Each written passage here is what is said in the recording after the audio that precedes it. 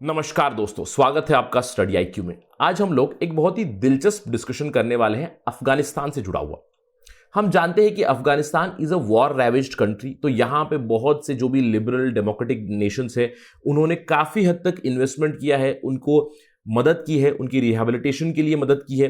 तो उसमें United states भी है, इंडिया भी है। Billions of dollars have been pumped into Afghanistan. तो आज हम लोग बात करने वाले हैं वो जो बिलियंस ऑफ डॉलर्स गए हैं इंडिया से भी, यूनाइटेड स्टेट्स से भी और भी देशों से, तो क्या वो मदद कर रहे हैं। तो आज हम लोग एक आर्टिकल देखने वाले हैं जहां पे हम लोग पढ़ेंगे कि billions of dollars have been wasted in Afghanistan.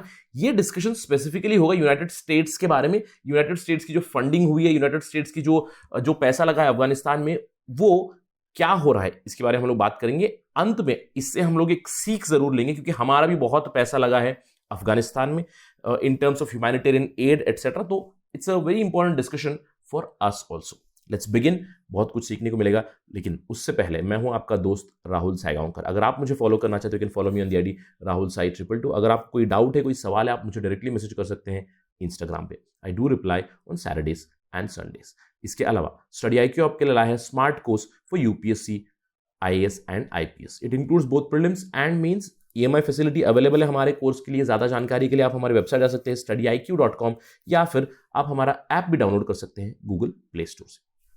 And don't forget to subscribe to our channel study IQ. चलिए सबसे पहले खबर के बारे में बात करते हैं। देखिए, सिंस 2008 यूनाइटेड स्टेट्स ने बहुत सारा पैसा लगाया है अफगानिस्तान में for construction of many of the buildings, many of the facilities etcetera in Afghanistan. अब ये सिर्फ यूएस ही नहीं है, बहुत से देशों ने भी लगाया, लेकिन यूएस ने काफी हद तक ज्यादा पैसा लगाया है। 2008 से पहले भी बहुत कुछ इन्वेस्टमेंट यूएस कर चुके हैं, लेकिन 2008 के बाद about $8 billion, to be precise $7.8 billion worth capital assets में उन्होंने इन्वेस्ट किया हुआ।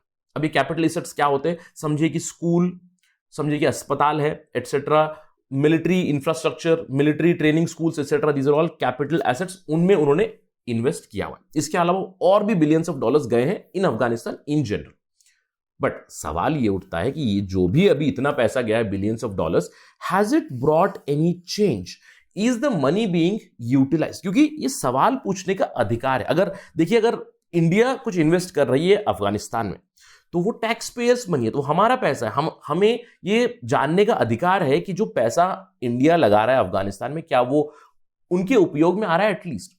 The same question was asked by United states also, कि हम लोग $7.8 बिलियन यहां पर डाल चुके हैं, तो मुझे जानना है कि क्या हो रहा है। तो एक रिक्वेस्ट की गई थी chairman of the house committee oversight and reform सब committee on national security.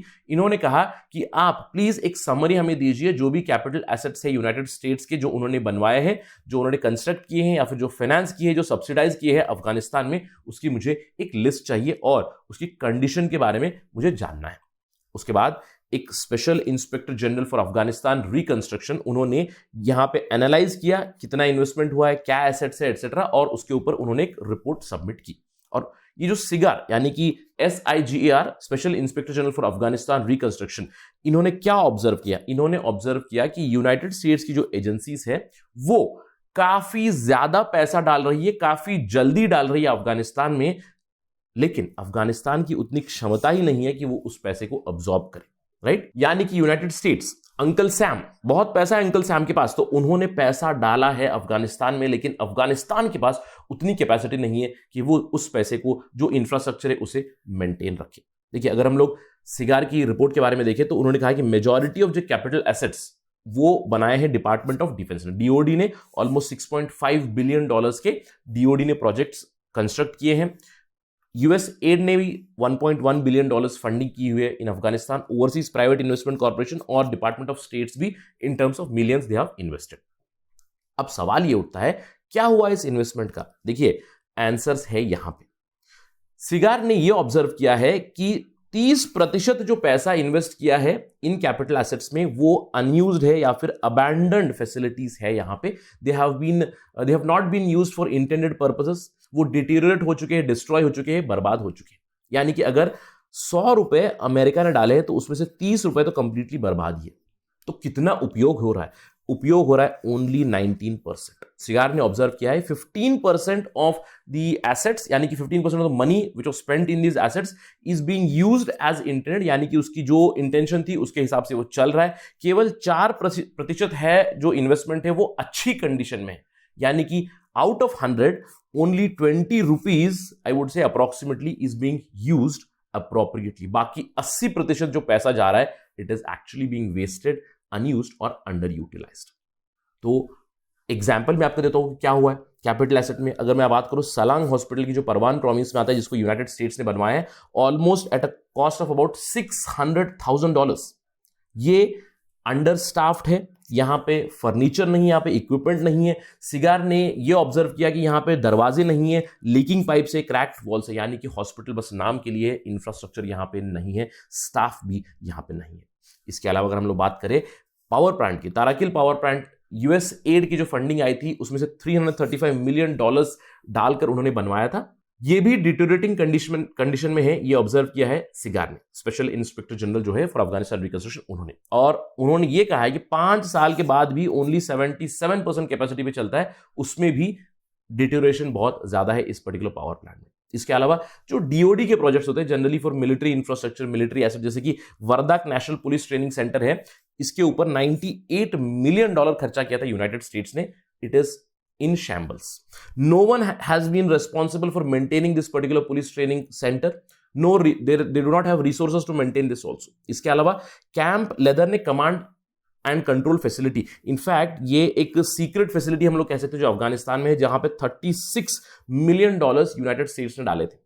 In fact 2015 में ही कहा था सिगार ने कि इट्स वेस्टेड, जो $36 मिलियन है टैक्स पेयर्स मनी, ये कंप्लीटली अटर वेस्ट है। अभी भी कुछ कंडीशन नहीं बदली है अकॉर्डिंग टू सिगार।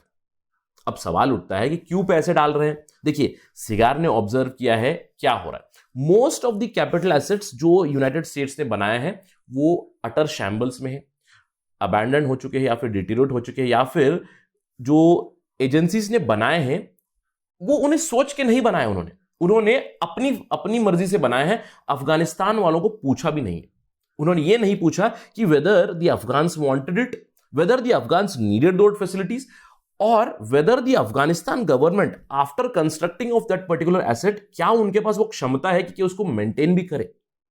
ये सब उन्होंने सोचा ही नहीं है, बस पैसा पंप इन किया। जैसे मैंने आपको शुरुआती डिस्कशन में बताया कि ऑब्जर्वेशन क्या थी सिगार की, पैसा बहुत है यूनाइटेड स्टेट्स के पास, तो उन्होंने पैसा बहुत ज्यादा पंप इन किया है, बहुत जल्दी पंप इन किया है छोटे से देश अफगानिस्तान में, जहां पे उनकी खुद की कैपेसिटी बिल्डिंग उन्होंने नहीं की। तो इस सब से क्या लेसन मिलता है? लेसन केवल यूनाइटेड स्टेट्स के लिए नहीं है, इंडिया के लिए भी है। देखिए अगर मैं इंडिया की बात करूं, इंडिया ने भी काफी ज्यादा इन्वेस्टमेंट किया है, ऑलमोस्ट $4 बिलियन, इससे भी ज्यादा। इनफैक्ट अगर हम लोग पीपीपी टर्म्स में देखें तो it goes way higher than this particular amount. हम लोगों ने इन्वेस्ट किया है अफगानिस्तान इंडिया फ्रेंडशिप डैम, इसको सलमा डैम भी कहते थे, राइट? तो इसमें इन्वेस्ट किया हुआ है। हम लोगों ने पार्लियामेंट बिल्डिंग में इन्वेस्ट किया है $90 मिलियन।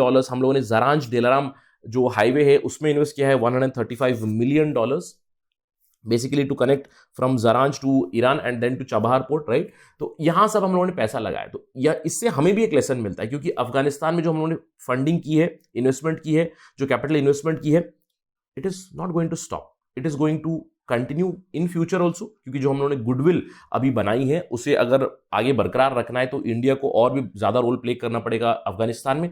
तो इससे, इस पर्टिकुलर रिपोर्ट से, जो सिगार की रिपोर्ट है, इससे यूएस के लिए तो एक लेसन है ही है, हमारे लिए भी फ्यूचर में एक लेसन है। क्या लेसन है? सबसे पहले तो वो बनाइए जो अफगानीज चाहते हैं, basically build what they want, ask them what do you want and then build it, and after that please help them maintain what has been build, क्योंकि उनकी कैपेसिटी बिल्डिंग करना बहुत जरूरी है। आपने हॉस्पिटल बना दिया है, उनके पास क्षमता ही नहीं है वो हॉस्पिटल संभालने की, तो उसको बना के फायदा क्या है?